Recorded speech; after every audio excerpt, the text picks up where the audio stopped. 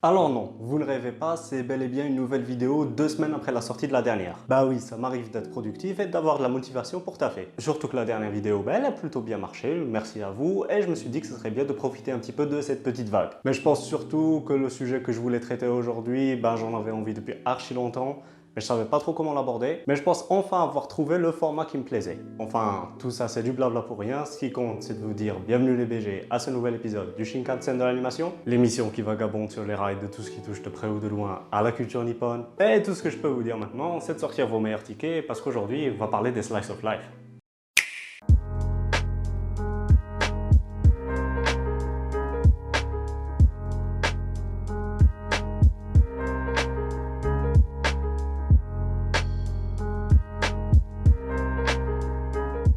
Avant de commencer la vidéo, on va mettre en évidence quelques points clés. Je vais tenter plus ou moins de faire une analyse descriptive du genre, à savoir qu'est-ce que le slice of life, d'où il vient, comment ça se répertorie et comment distingue-t-on le bon du mauvais dans ce style si propre au pays du soleil levant. Mais il faut que vous sachiez qu'il y a très peu de documentation sur certains sujets que je vais aborder aujourd'hui. Du coup, j'ai eu recours à l'utilisation de certains forums brossons et autres subreddits qui peuvent la transpiration. Qu'est-ce que je ne ferai pas pour vous, bordel? Non, mais blague à part, j'ai vérifié un maximum les informations avant de vous les balancer aujourd'hui et je ne vous dirai jamais quelque chose si je ne suis pas sûr à 100% que ce soit vrai. Mais je juge qu'il est bon pour vous aussi de votre côté de faire vos petites recherches, d'approfondir un petit peu le sujet si le cœur vous en dit. Et il y aura très peu, voire quasiment pas de spoil durant l'entièreté de l'épisode, mais s'il y en a, je vous préviendrai à coup de timecode en tout genre.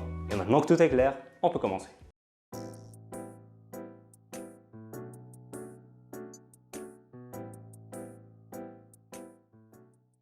Le slice of life, littéralement parlant tranche de vie, est un style de narration bien propre à la littérature, qui a toujours plus ou moins existé dans les récits occidentaux et orientaux, où il consiste à raconter et reproduire le déroulement de la vie quotidienne de notre personnage principal ou groupe de personnages principaux, sans arriver à un réel but ou à une réelle conclusion. On est vraiment dans le genre de récit qui te plonge dans l'intimité profonde des personnages, jusqu'à avoir l'impression de faire partie de leur vie. Enfin, à certains degrés bien sûr, là ça dépend plus de la qualité de l'histoire que d'autres choses. Le genre a toujours été aperçu comme étant un anti-genre de la littérature, justement en vue de l'absence de réel plot. Parce que le principe, c'est qu'il n'y ait pas de plot en fait, mais aussi l'absence de réel conflit dans l'histoire et de dénouement en vue du désintérêt du genre pour ces procédés narratifs-là. On a plus tendance à faire des fins ouvertes qu'autre chose. Et c'est principalement les romans de Guy de Maupassant qui ont grandement aidé à faire grandir ce genre justement. Même si le gars est sacrément pessimiste dans son approche du truc, il a grandement joué en sa popularisation lors de la fin du 19e siècle. Et dans l'univers du manga, du light novel et de l'animation japonaise, ce qui nous intéresse principalement sur cette chaîne, eh bien, il faut savoir qu'il n'y a pas de réelle définition pour le genre. On tend beaucoup plus à retrouver une caractéristique essentielle chez toutes les œuvres classifiées en tant que slice of life, à savoir l'absence d'action. Même si, personnellement, j'aurais plus tendance à dire que c'est la présence d'une action mesurée. Les vies de nos personnages peuvent être chamboulées dans certaines œuvres, mais rien ne remet en jeu l'ordre mondial ou la paix dans le monde ou que sais-je. Après, il peut y avoir des exceptions, bien sûr. Ou juste que l'aspect slice of life soit secondaire dans notre histoire. Que le setting soit réaliste ou pas, ce n'est pas ce qui compte. Le plus important est, comme je l'ai dit, de retranscrire et reproduire au mieux la vie de nos personnages. Donc l'histoire peut être fantaisiste en quelque sorte, à la manière d'un splendide Dragon Maid de chez Kyoto Animation, dont la saison 2 est en cours de diffusion actuellement, ou à la Kiki la petite sorcière, qui peut être pas mal évocateur dans l'univers slice of life. Cependant, et dans la plupart des cas, nos amis japonais, ils tendent à utiliser le setting emblématique du divertissement nippon, à savoir le lycée. Parce que oui, le lycée est omniprésent dans la culture japonaise. C'est une période de la vie très valorisée là-bas, contrairement à chez nous, et c'est normal que ça se répercute sur leur production, jusqu'à ce que parfois on arrive à parler de school life que de slice of life. Mais on reviendra sur ça un petit peu plus tard. Le slice of life est également le genre de récit qui va tout miser sur ses personnages et tout centrer sur eux. Et c'est eux qui vont faire la différence entre une histoire particulière et une autre. Et c'est pour ça que dans la plupart des cas, on assiste à un world building et un développement de l'univers très faible, voire quasiment inexistant, couplé à des enjeux narratifs très peu captivants. Je ne dis pas que c'est mauvais, au contraire, loin de là, mais rares sont les œuvres qui arrivent à briller par ces points-là, même s'il y a toujours des exceptions bien sûr. Ce style est réellement perçu comme étant une échappatoire de la vie quotidienne, le genre de truc que tu peux mater ou lire après une grosse journée de taf. Ça ne nécessite pas vraiment un effort cérébral conséquent, et c'est la principale raison de pourquoi ça marche autant en fait. Une consommation facile qui ne tombe pas, voire pas beaucoup dans le fast-food. Et ça se répercute même sur la DA de ces œuvres, qui sont ne peut plus simpliste, une animation minimaliste qui n'est pas ardue à réaliser, une colorimétrie rafraîchissante qui utilise le plus souvent des couleurs chaudes, chatoyantes, estivales, de sorte à bien te mettre dedans, avec bien évidemment des jeux de lumière en raccord avec tout ça. Mais ce n'est pas une généralité et il y a bien évidemment des œuvres qui prennent ces codes et ces techniques à contre-pied pour proposer leurs recettes à eux, surtout concernant des œuvres qui ne sont pas réellement sur le ton de la joie et de la bonne humeur. Bien, maintenant que le genre est un petit peu plus clair en tête, je vous propose de nous attarder un petit peu sur son histoire.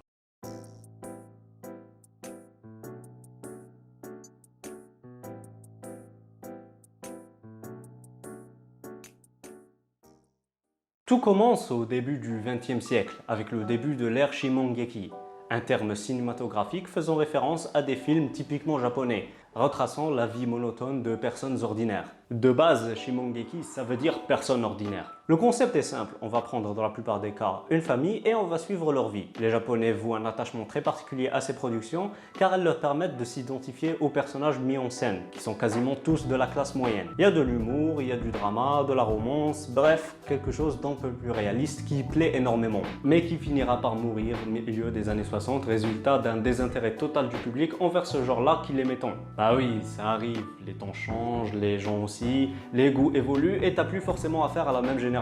Mais l'impact des Shimongeki, lui, il était bel et bien présent. Couplé au drama magazine très populaire auprès des femmes au foyer de l'époque, ainsi que toutes les courtes nouvelles qui faisaient des ravages chez les lycéens.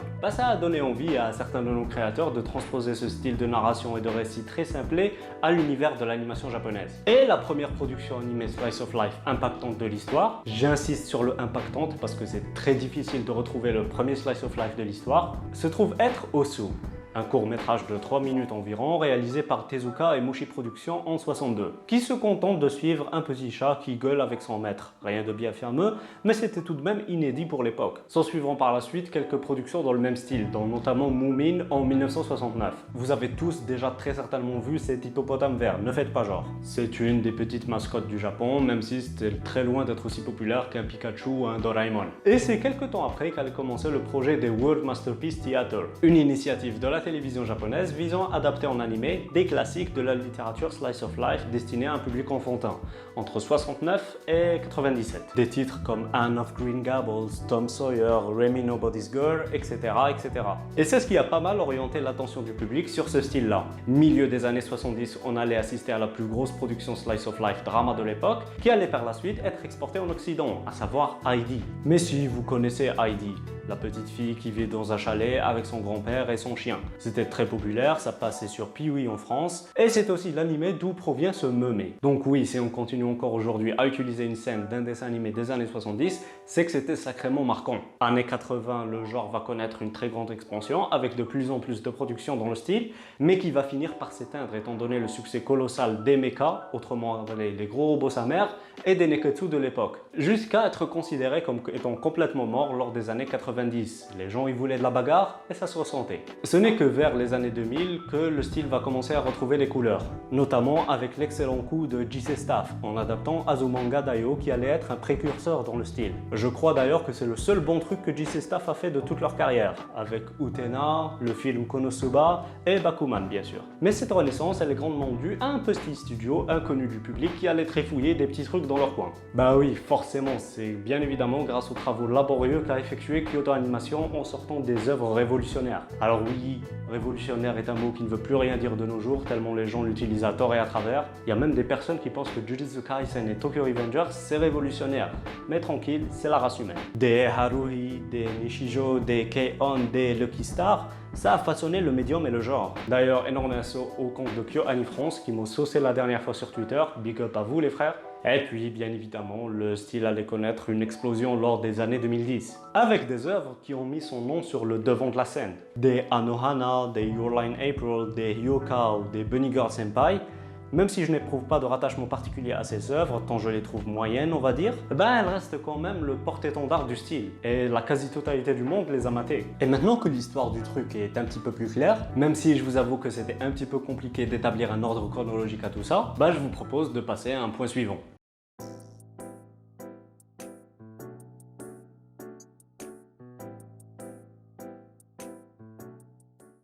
Vous savez, j'aime bien comparer la répartition des styles et des genres dans les mangas, les animés, les light novels et l'animation japonaise à l'arbre généalogique des dieux grecs. Parce que c'est littéralement un fouillis total. Les genres se mêlent et s'entremêlent comme pas possible. Et ce qui fait que si on veut réunir sous la bannière de Slice of Life toutes les œuvres qui, comme je l'ai dit, font preuve d'une action minime, ben on se retrouve avec des branches qui bifurquent et se raccordent à plusieurs reprises. Ce qui rend la tâche de tout classer encore plus compliquée. Mais avec de la rigueur, de la combativité et beaucoup de lecture, j'en suis arrivé à répartir tout ça en deux catégories majeures et deux variantes majeures. Et on va tout de suite commencer par les catégories, dont notamment la première, à savoir les Iyashikei. Iyashikei signifie littéralement parlant genre de la guérison. C'est un terme qu'a donné l'auteur américain Paul Rocket à la grande campagne menée par le gouvernement japonais en 1995, suite au tremblement de terre de Kobe qui a fait pratiquement 6500 morts. Le peuple il était traumatisé par la catastrophe naturelle et le gouvernement japonais il en était très bien conscient. Et c'est ce qui fait qu'ils ont lancé leur stratégie de Healing Boom, littéralement parlant le boom de la guérison, qui consistait entre autres à offrir plus de repos aux employés, leur payer des week-ends, voire des semaines de relaxation dans différentes stations balnéaires, stations de vacances, les onsen, tout ça. Et par extension, ça a mis la puce à l'oreille à plusieurs studios d'animation qui se sont mis à produire des œuvres plus ou moins relaxantes, on va dire. Et c'est ce qui a donné la naissance au style d'après le bouquin Ambient Media Japanese Atmosphere of Self de Paul Rocket justement. Le genre Iyashikei est facilement reconnaissable vu qu'il suit les codes du Slice of Life à la lettre mais poussé à l'extrême. Ce qui fait qu'on va se retrouver, comme je l'ai dit, avec une absence de plot ou de courant narratif, bon, les deux. On est sur du format épisodique dans lequel la plupart du temps il ne se passe rien, très peu d'intérêt à la construction de l'univers et le tout baigne dans un contexte très simple qu'on peut résumer en un bout de phrase et puis basta. Ici c'est réellement l'idée de confort et de relaxation du spectateur qui est mise en avant. La série des Aria est pas mal appréciée dans ce genre. Alors oui je sais c'est plus qu'un Iyashikei classique mais j'ai toujours pas maté, donc j'en sais pas grand chose. Mais ça arrivera un jour, ne me faites pas chier. Yuru Camp possède la palme d'or de l'Iyashikei le plus populaire et même moi j'ai découvert le style avec cette œuvre là. Les personnages sont extrêmement attachants, la douceur et l'innocence de l'œuvre est transposante et je vous mentirais si je vous disais que je me suis pas intéressé en camping par la suite. D'ailleurs la saison 2 qui est sortie en hiver dernier, ça fait partie de mes coups de cœur de cette année. Il y a bien évidemment Non Non Bayori à qui on doit le fameux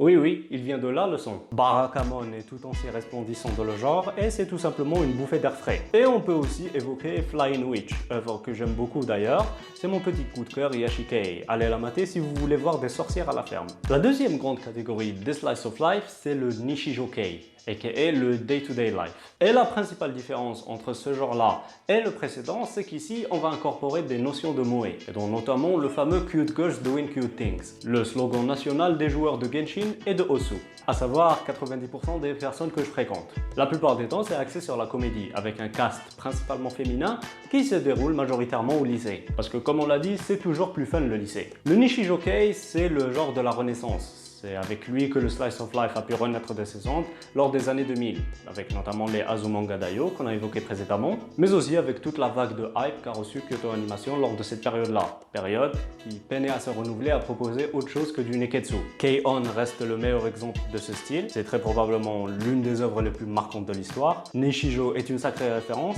et je ne sais pas réellement si c'est l'œuvre qui a prêté son nom au style ou bien l'inverse. Lucky Star c'était l'anime fétiche de pas mal de monde, et elles ont réellement marqué une génération ces œuvres-là, qui sont lesquelles on n'aurait peut-être jamais eu des trucs aussi hilarants que Asobi Asobase, des petites pépites de niche comme Hinamatsuri, et Dieu sait à quel point j'aime Hinamatsuri, ou même un Granblue qui prend tout de même certains de ses codes à contresens, mais qui en applique la plupart. On est là sur un Nishijokei un petit peu plus mature on va dire, et qui reste l'un de mes mangas favoris of all time. Et maintenant qu'on connaît les deux catégories majeures des Slice of Life, même si on va pas se mentir, la ligne entre les deux est extrêmement fine, et confondre les deux n'est pas réellement un problème en soi. Personne ne t'en voudra si ce n'est les modos des serveurs loli sur Discord.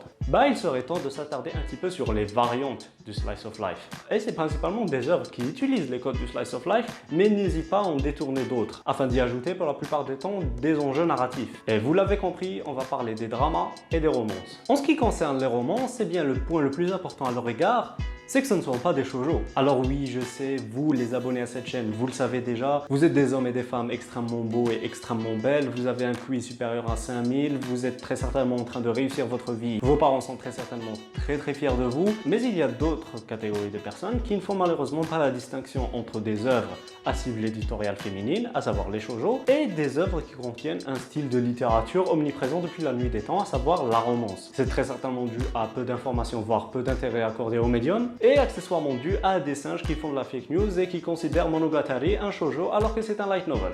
Bref, je ne vais pas trop détailler le sujet de la romance aujourd'hui parce que j'aimerais déjà faire une grosse vidéo que j'accorderai à l'amour dans les mangas, les light novels et l'animation japonaise. Encore un éventuel futur épisode qui arrivera un jour, avec tous les éventuels futurs épisodes que j'ai déjà teasés auparavant. RIP de l'épisode sur l'animation. Mais ce qu'on décèle principalement ici, c'est un penchant vers la comédie romantique, qui est un genre que j'aime beaucoup les rom-coms, mais on va pas se mentir, ça peine cruellement à se renouveler lors de ces dernières années. On est dans la surexploitation et la surutilisation d'une recette qui marche depuis 10-15 ans, mais sans trop de nouveautés. Et ce qui fait qu'il y a vraiment très peu d'œuvres qui arrivent à sortir leur épingle du jeu et à se distinguer dans cette catégorie-là. Je pense à par exemple Oregairu, mon light novel favori et animé favori par la même occasion, qui arrive à briller de par la qualité et la profondeur attribuée à ses personnages principaux, mais aussi par l'évolution naturelle de l'histoire, qui ne presse pas les choses et ne les temporise pas pour autant. Certes, il y a quelques soucis de rythme dans l'anime, mais ça vient plus des séquelles de l'adaptation qu'autre chose. Et le light novel, il balaye littéralement tous ces défauts-là.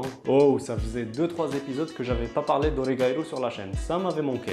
Et pour les 2-3 clodos qui sont en train de regarder la vidéo et qui attendent que j'évoque Oregairu Shin-Neketsu, je ne vous souhaite que le malheur. Golden Time est lui aussi perçu comme étant une œuvre importante de ce genre-là. Et je vous avoue que j'ai toujours pas visionné Golden Time. Enfin, si, je l'ai vu il y a longtemps quand c'était sorti, mais j'étais soit au collège, ou fin collège, début lycée, je me souviens absolument pas. Faudrait que je remate Golden Time. On peut aussi évoquer le succès récent et assez imposant de Quintessential Quintuplet, ou Kotobu no Hanayome, surtout avec la saison 2, qui a montré à pas mal de monde qu'on peut faire des harems de qualité, et ce qui est quelque chose tout de même. Ça vient en très grande partie de la qualité de ces personnages, les sœurs Nakano n'ont rien envié les unes aux autres, et on le sent très clairement ça. Dans la catégorie des coups de cœur, je vais faire une petite propagande pour Yamada-kun and Seven Witches, aka l'anime de la nostalgie pour pas mal de monde. Mais pour le coup, je vous recommande beaucoup plus le manga. L'anime est sympathique, mais skip pas mal de choses assez importantes et a une fin originale, là où le manga est bien plus étoffé. Et je suis réellement tombé amoureux de cette œuvre, je vais pas vous mentir. Et ça aussi, cette vibe des mangas des débuts des années 2010,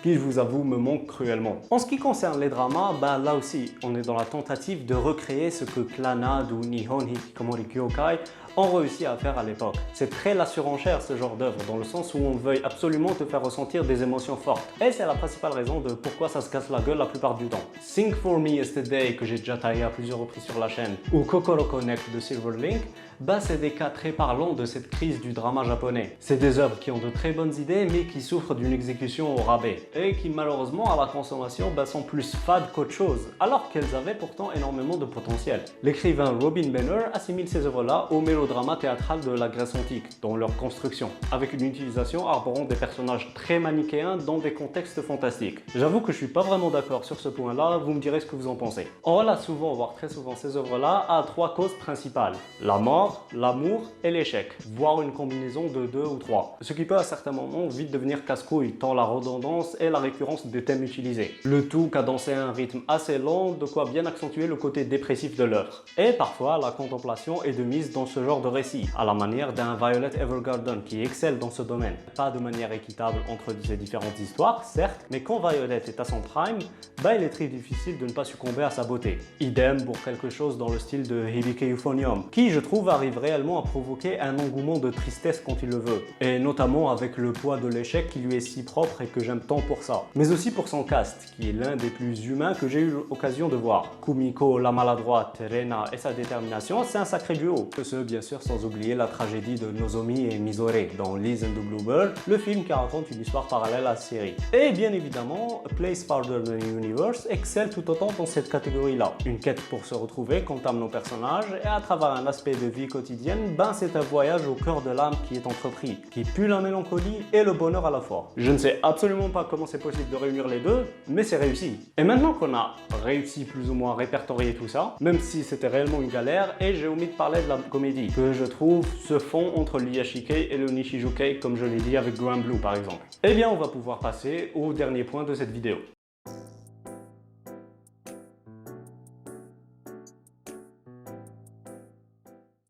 En réalité, je ne sais pas vraiment comment aborder cette partie-là, vu que comme on l'a vu le long de la vidéo, les œuvres qui appartiennent à la bannière du Slice of Life sont vraiment diverses et variées. Et de base, je n'aime pas trop l'idée de comparer les produits de divertissement entre eux. Je trouve ça assez débile, sauf quand il y a des raisons à cela. Que ce soit le même auteur, que ce soit la même équipe qui est taffée sur deux projets, que ce soit un prequel ou un sequel, ce genre de choses. Mais après moult réflexions, j'en suis arrivé au constat qu'on puisse mesurer la qualité d'un Slice of Life via 3 critères. Les personnages, le confort et la résonance. Alors autant je vous ai parlé des personnages tout le long de l'épisode, à quel point c'est eux le visage de n'importe quel Slice of Life. Et je vais aussi aborder l'impact du confort, même si on parle de drama, on est plus sur de l'instabilité qu'autre chose. Par contre, on a complètement omis d'évoquer la résonance. Ce que j'entends par la résonance, c'est à quel point ou à quel degré l'œuvre va être parlante aux spectateurs, et pour ainsi dire, leur permettre de se reconnaître en elle. Voir une partie de soi dans une histoire, c'est toujours quelque chose de spécial. Et je ne pense pas réellement me mouiller en affirmant que c'est les Slice of Life qui réussissent au mieux cet exercice-là.